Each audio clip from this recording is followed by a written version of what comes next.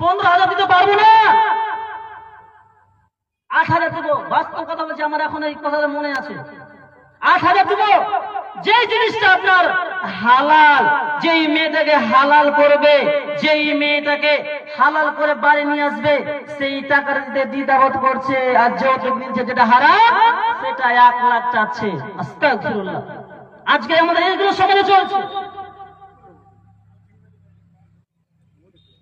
আজকে বলে যায় এই আটকার মাটিতে যেই যুবকেরা, যেই যুবকের বাবা ছেলের জন্য যৌতুক নিয়েছো, ছেলের জন্য ফার্নিচার নিয়েছো, মেয়ের বাড়ি থেকে যতগুলো জিনিসপত্র নিয়েছেন সবগুলো আজকালকে সন্ধ্যা হতে পৌঁছে দিবেন। যদি আপনি মুসলমান হয়ে থাকেন, আপনি জান্নাতে যেতে চান,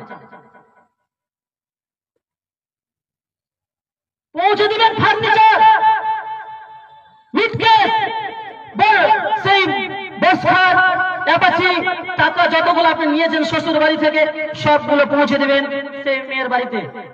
যে আপনার শ্বশুর আব্বাকে বলবেন, আব্বাজান আমি ভুল করে এই জিনিসগুলো আমি নিয়ে ফেলেছি, আমার অনেক বড় ভুল হয়েছে, আপনি আমাকে ক্ষমা করে দেন, আপনার জিনিস আপনি নিয়ে নেন। বলবেন